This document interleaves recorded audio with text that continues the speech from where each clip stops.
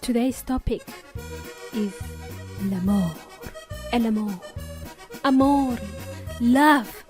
And I'm not talking about love that we all have for the English grammar and phrasal verbs. No. This is a different kind of love. Keep listening.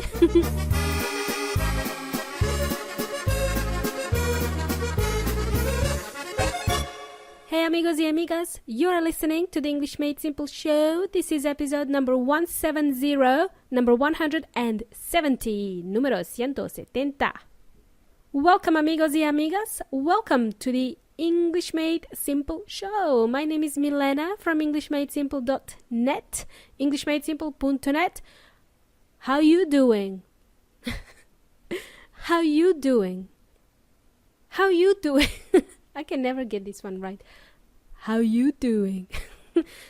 Do you know that show called Friends? Do you know the famous line from the TV series when the character Joey asks a beautiful girl, how you doing? That line became a popular catchphrase with the fans of the show. I'm sure you would remember that phrase by Joey. So guys and girls, today's episode is about love. It's about love.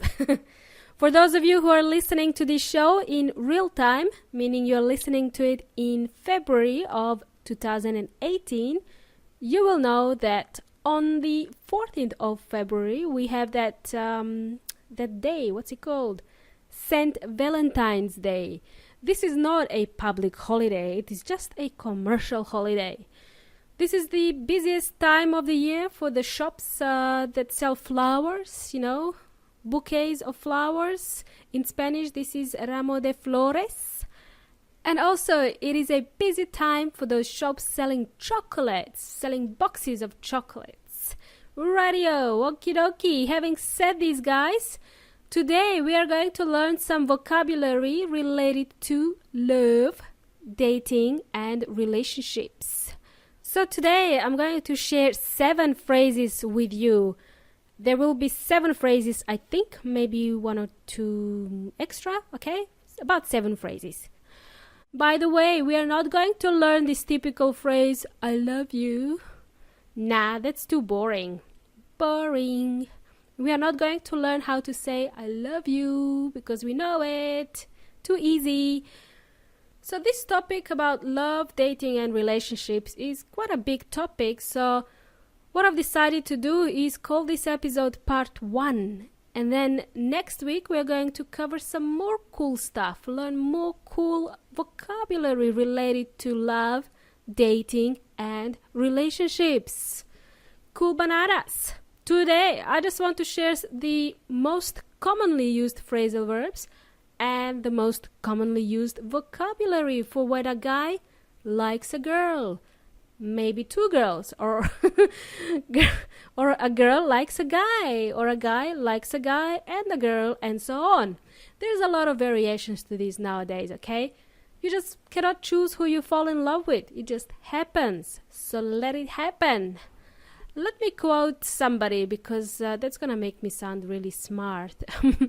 There are many quotes on love. Let me see. There is a quote by... Oh, it's by Brad Pitt.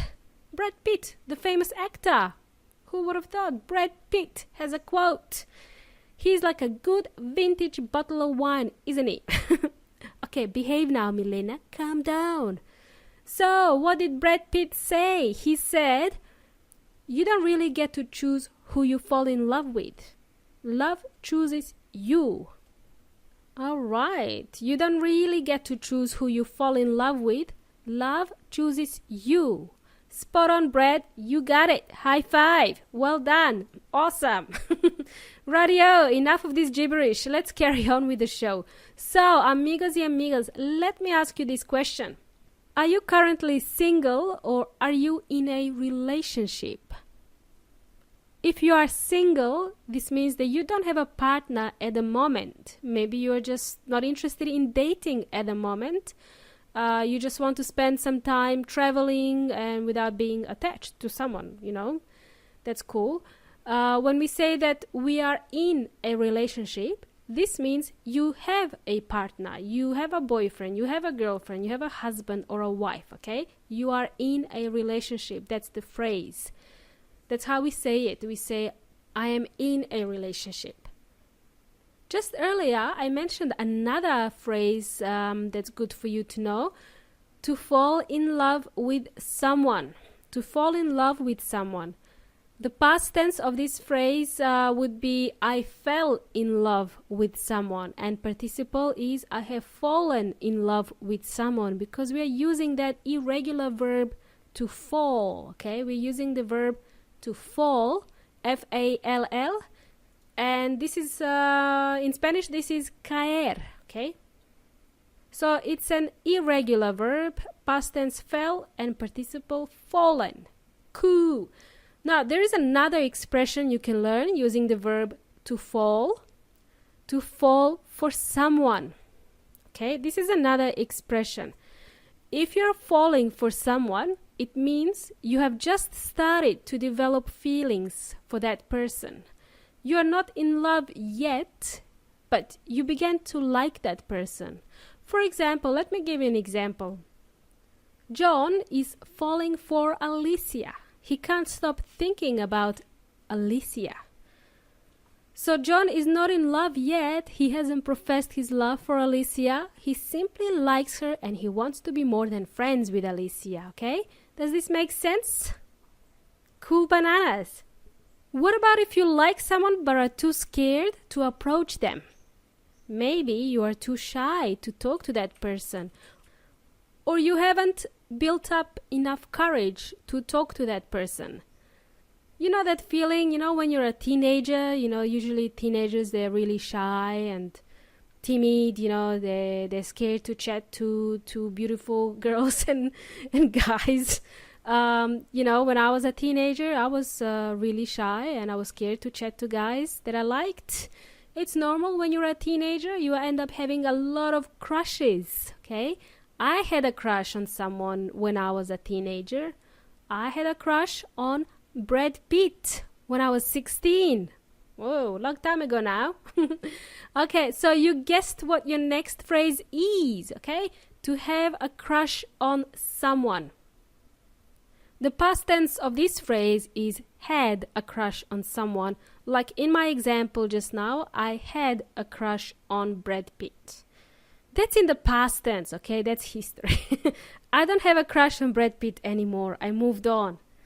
I don't have a crush on Brad Pitt anymore, okay? You can have a crush on a friend, not just on a celebrity.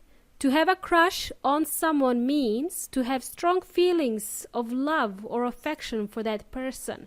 These feelings, they last for a short time, and they don't often bring you any, results, any success. It doesn't mean you're going to marry that person. What this means is that you can have a crush on someone, but it doesn't mean you will end up in a relationship together, okay? It's just a crush, innocent crush, okay?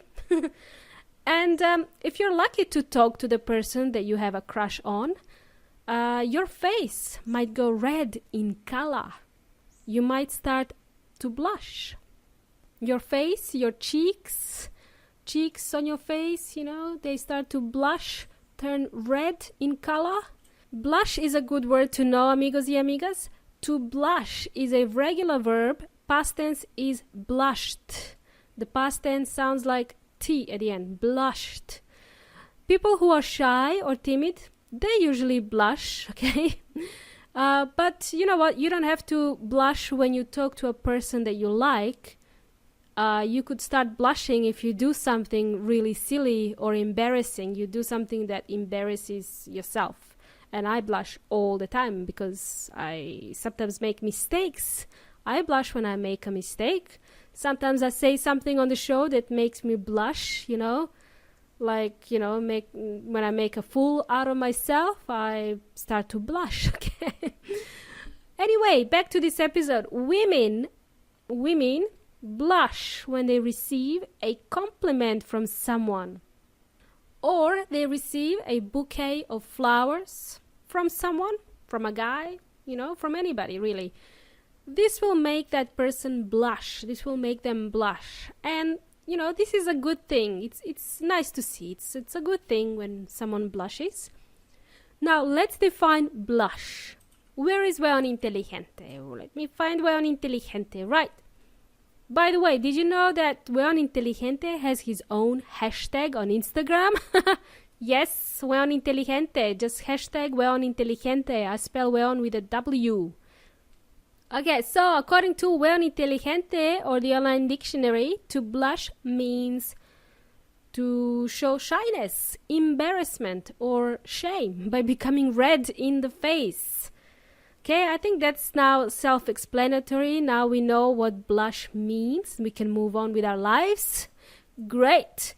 How are we going so far, amigos y amigas? Are you with me? I hope so. Now, let's imagine your crush asked you out on a date. Let's imagine Brad Pitt asked you out on a date. We can call Brad Pitt a crush, okay? Let's imagine your crush asked you out on a date.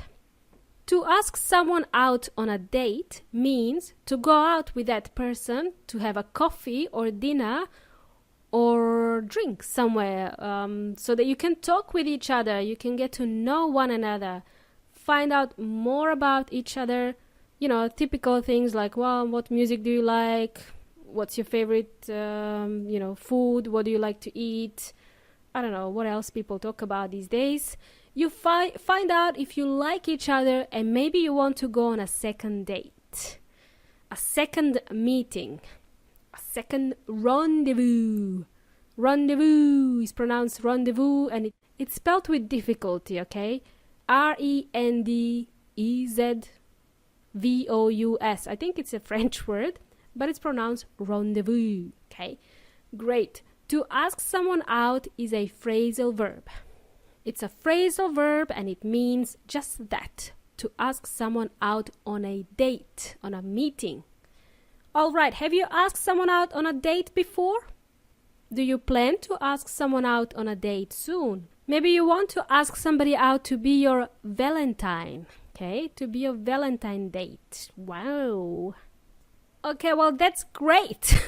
Moving on now. If you're currently in a relationship, listen up. I'm going to share some more new vocabulary for you. Let's see. What do you call your significant other? What do you call your significant other? When I say your significant other, I mean your partner, your husband or your wife, your boyfriend or a girlfriend. It's just a kind of like a funny way or cute way, cheeky way to say your partner. That's what it means, just your partner. So what do you call your boyfriend or girlfriend? Do you have a name? Probably you don't call them by their name, you call them something else. Here are some words for you to know and to learn, so you can call your boyfriend or girlfriend something else, okay? Here we go. You can call them honey.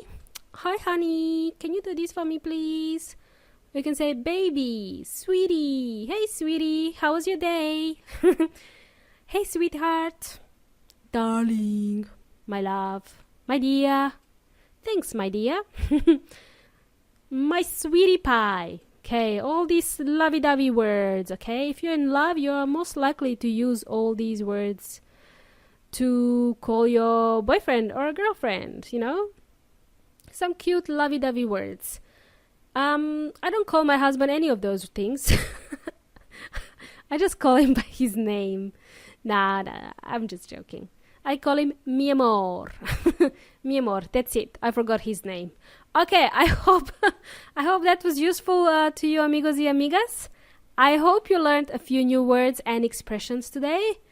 If you are planning to celebrate the St. Valentine's Day with your significant other, I do wish you have an amazing Valentine's Day. So, before I finish today's show, I just want to say hello to a few people, some people who had the time to email me and share their stories with me, We've got Volkan from Ukraine. Привет and здравствуйте, Volkan. That's hello in Ukrainian and Russian. Then we have Grazia Domini from Italy. Ciao, come stai, Grazia? Grazia has been living in Italy for a long time and she's originally from Venezuela. So she's multilingual. She can speak both languages, Italian and Spanish, and now she's learning English. How awesome is that?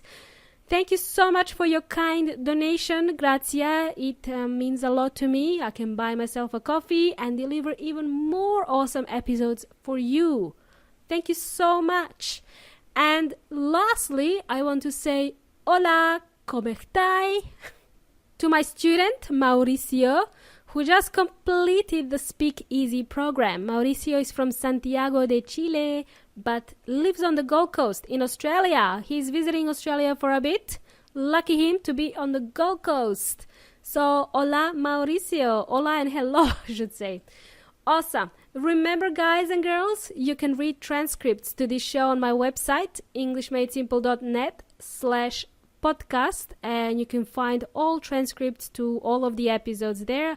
I do those transcripts by myself, okay? And that's it, amigos y amigas. Thank you for listening to yet another awesome episode of the English Made Simple show. You've been an amazing audience, and you've been jamming with Milena from English Made Simple. Have a great rest of the week. Until next time, hasta la próxima.